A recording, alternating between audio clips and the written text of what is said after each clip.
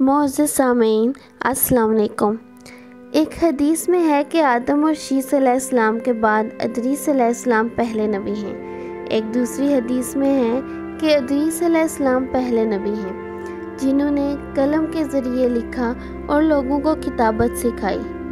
حافظ ابن کثیر نے ان کا حلیہ کچھ یوں بیان کیا ہے: پورا قد و قامت، خوبصورت گھنی داڑھی، عمدہ اوصاف کے مالک، چوڑے کندھے، مضبوط ہڈیاں، دبلے پتلے چمکدار آنکھیں، گفتگو باوقار، خاموشی پسند، سنجیدہ اور انتہائی فکر و ہوش کے عادی، غصے کے وقت سخت غضبناک باتیں کرنے میں شہادت کی انگلی سے بار بار اشارہ کرنے کے عادی، ادریس علیہ السلام شیس علیہ السلام کی شریعت پر عمل پیرا رہے۔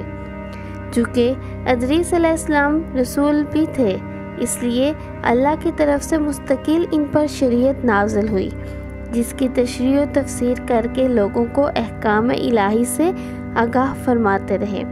ادریس علیہ السلام نے جب دیکھا کہ مفسدین ایمان والوں پر ظلم و زیادتی کر رہے ہیں، ان کا فساد بڑھتا جا رہا ہے اور سمجھانے کے باوجود یہ لوگ باز نہیں آ رہے، تو انہوں نے اپنے پیروکاروں کو جہاد کا حکم دیا۔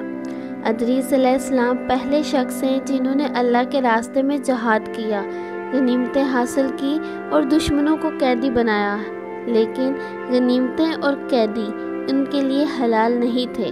رسول اللہ صلی اللہ علیہ وآلہ وسلم پہلے رسول ہیں جن کے لیے غنیمتیں حلال کی گئیں، لیکن یہ بات یقینی ہے کہ جہاد سب سے پہلے ادریس علیہ السلام نے کیا۔ انہوں نے جہاد کے لیے سب سے پہلے ایک لشکر تیار کیا، پھر اس لشکر کو 2 حصوں میں تقسیم کیا۔ ایک حصہ پیادوں پر مشتمل تھا تو دوسرا حصہ سواروں پر۔ چنانچہ بھرپور تیاری کے بعد ادریس علیہ السلام نے قابیل کی قوم پر چڑھائی کر دی۔ حق و باطل کے درمیان زبردست معرکے ہوئے۔ آخرکار ادریس علیہ السلام نے انہیں گھٹنے ٹیکنے پر مجبور کر دیا، ان کا بہت سا مال و اسباب لوٹ لیا اور لوگوں کو قیدی بنا لیا۔ اللہ تعالیٰ نے ان تمام باتوں کا ذکر نہیں فرمایا، بلکہ اللہ نے ان کی سیرت کے بارے میں اپنی کتاب قرآن مجید میں ارشاد فرمایا ہے۔ سورہ مریم کی آیات میں ارشاد ہوتا ہے: اور اس کتاب میں ادریس کا بھی ذکر کر، وہ بھی نیک کردار نبی تھے، ہم نے انہیں بلند مقام پر اٹھایا ہے۔ ان کے بلند مرتبے کے بارے میں بخاری اور مسلم میں حدیث موجود ہے کہ نبی پاک صلی اللہ علیہ وآلہ وسلم نے فرمایا: میں نے معراج کی رات 4تھے آسمان پر ادریس علیہ السلام سے ملاقات کی، اور 4تھے آسمان پر بلند مقام پر فائز تھے۔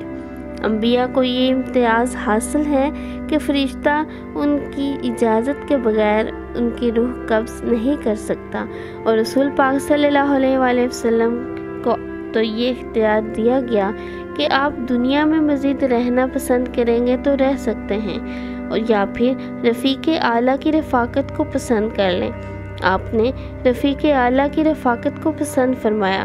اس طرح ادریس علیہ السلام کی روح 4تھے آسمان پر قبض کی گئی ہے، انہیں بھی عیسیٰ علیہ السلام کی طرح آسمان پر اٹھایا گیا ہے، بس فرق یہ ہے کہ عیسیٰ علیہ السلام کی روح قبض نہیں کی گئی۔